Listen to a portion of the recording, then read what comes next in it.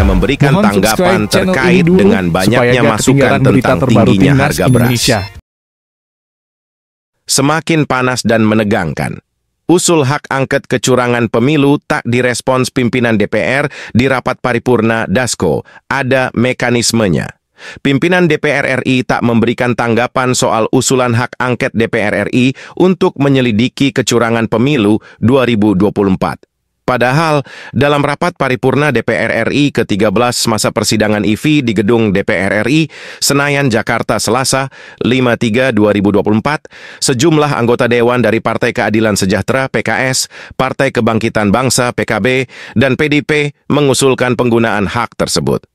Wakil Ketua DPR Sufmi Dasko Ahmad menjelaskan, pimpinan DPR RI tak memberikan tanggapan karena pengajuan hak angket ada mekanismenya.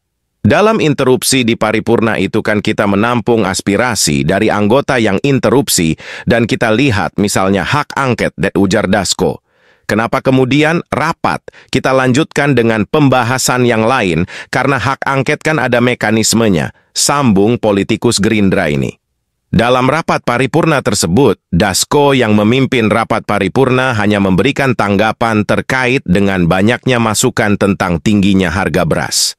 Ia menyebutkan pimpinan DPR, Komisi IV DPR RI, dan Menteri Pertanian pekan depan akan mengadakan pertemuan untuk mencari solusi. Jadi, saya tadi lebih menanggapi masalah, misalnya tadi kekurangan beras, tadi langsung kita carikan solusinya dan bicarakan dengan pemerintah, tutur dia. Diketahui pengajuan hak angket diwacanakan oleh sejumlah partai politik parpol yang mendukung calon presiden, Capres nomor urut 1 Anies Baswedan dan Capres nomor urut 3 Ganjar Pranowo. Wacana ini muncul setelah hasil pemilu menunjukkan paslon Prabowo Subianto Gibran Raka Buming unggul dalam proses hitung cepat. 4 parpol yang terus menyuarakan penggunaan hak tersebut adalah PKS, Partai Nasdem, PKB, dan PDIP.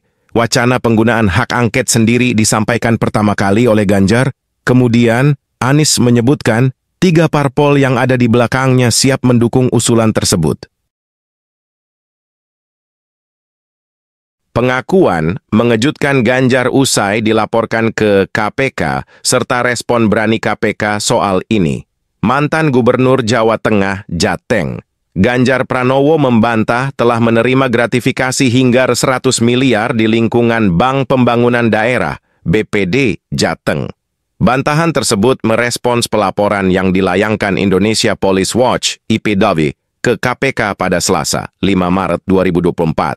Saya tidak pernah menerima pemberian gratifikasi dari yang dia IPW tuduhkan, ujar Ganjar saat dihubungi melalui pesan singkat. Ketua IPW Sugeng Teguh Santoso melaporkan Ganjar dan Direktur Utama Bank Jateng periode 2014-2023 Supriyatno ke KPK. Dalam laporannya, Sugeng mengaku turut membawa bukti. Jadi pertama, inisial S, mantan Dirut Bank Jateng 2014-2023, kemudian juga GP, ucap Sugeng. Sugeng menjelaskan modus dugaan penerimaan gratifikasi yang dilaporkan berupa cashback.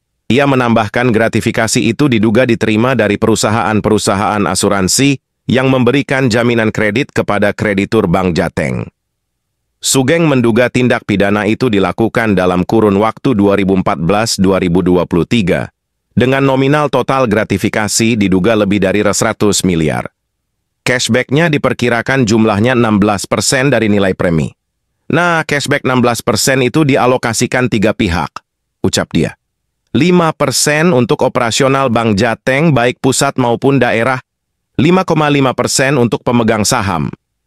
Bank Jateng yang terdiri dari pemerintah daerah atau kepala-kepala daerah yang 5,5% diberikan kepada pemegang saham. Pengendali Bank Jateng yang diduga adalah Kepala Daerah Jawa Tengah dengan inisial GP, sambungnya.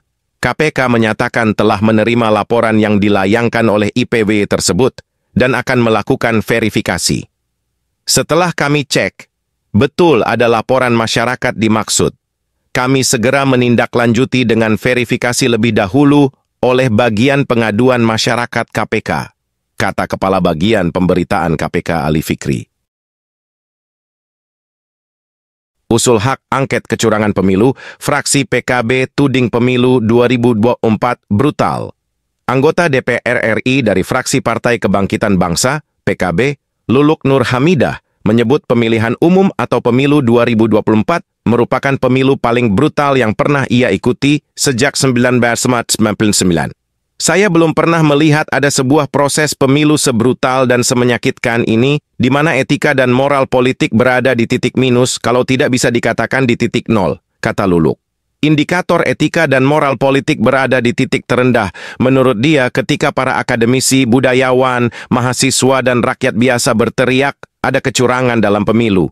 Ia pun mendukung hak angket kecurangan pemilu untuk mengungkap dugaan kecurangan selama proses pemilu. Tidak ada boleh satupun pihak yang mencoba memobilisasi sumber daya negara untuk memenangkan salah satu pihak walaupun mungkin itu ada hubungan dengan anak, saudara, kerabat, atau relasi kuasa yang lain, kata anggota komisi seksi tersebut. Menurut Luluk, pemilu tidak bisa sekadar dilihat berdasarkan hasil, tetapi juga dalam konteks proses. Pemilu tidak serta-merta selesai apabila prosesnya penuh dengan intimidasi, apalagi dugaan kecurangan, pelanggaran etika, politisasi bansos, dan intervensi kekuasaan. Yang teriak-teriak curang auto lemes, hasil resmi KPU, Prabowo Gibran menang telak di luar negeri. Pasangan calon presiden dan wakil presiden nomor urut 02, Prabowo Subianto Gibran Rakabuming Raka, menang telak berdasarkan hasil rekapitulasi suara dari pemilih luar negeri di tingkat nasional. Perhitungan suara itu diambil dari 127 panitia pemilihan luar negeri, PPLN. Rekapitulasi dilakukan sejak Rabu 28.2 hingga Selasa 4.3 malam. Berdasarkan rekapitulasi 127 PPLN di tingkat nasional, Prabowo Gibran mendapat 425 suara. Kemudian di urutan kedua didapat oleh paslon nomor urut 01, Anies Baswedan Muhaimin Iskandar dengan 120,25 suara. Terakhir didapat Ganjar Pranowo Mahfud dengan 173,51 suara. Marwarar, usulan angket pemilu, bikin Jokowi Prabowo makin solid. Marwarar Sirait menilai usulan hak angket pemilu di DPR RI justru membuat Jokowi dan Prabowo semakin solid. Seperti apa analisanya? Burhanuddin Muhtadi menyampaikan bahwa paripurna DPR RI sudah dimulai dan ada usaha memulai angket dari anggota PDIP, PKS, dan PKB. Usulan hak angket ini justru membuat Prabowo dan Jokowi semakin solid, kata Marwarar.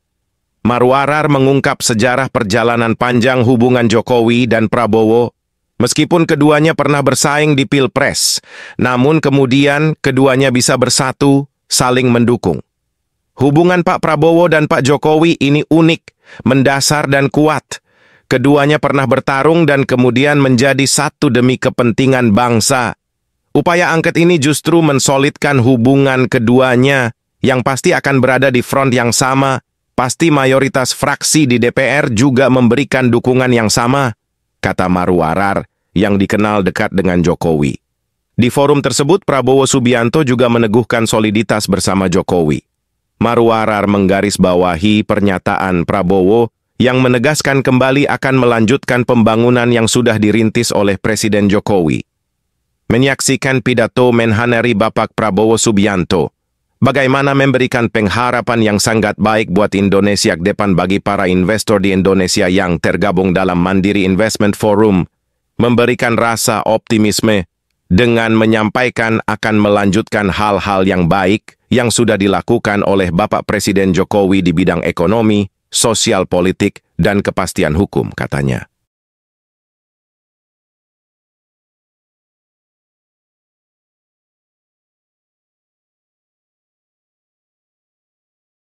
Dhanil ngaku kagum ke Anies. Bukan kader, tapi bisa kendalikan parpol.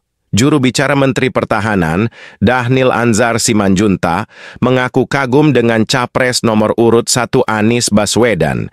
Dia menyebut Anies bukan kader, tapi bisa mengendalikan partai-partai politik pendukungnya. Dhanil merespons terkait Anies yang memastikan PKB, Nasdem, dan PKS akan berada di jalur oposisi. Dhanil mengaku kagum dengan Anies. Bila benar PKB, Nasdem, dan PKS seperti yang disampaikan oleh Mas Anies Baswedan, harus saya sampaikan, terus terang saya kagum ke beliau, kata Dhanil. Dhanil mengaku kagum Anies bisa mengendalikan partai-partai pendukung ni. Dia mengungkit bahkan Anies bukan kader partai. Karena meski bukan kader partai manapun, namun bisa menaklukkan dan mengendalikan parpol-parpol yang mendukung beliau, ucapnya. Selain itu, Dhanil juga menyebut Anies berarti bisa mengarahkan para ketum parpol pendukungnya. Arahan itu, kata dia, berkaitan dengan posisi untuk terus menjadi oposisi.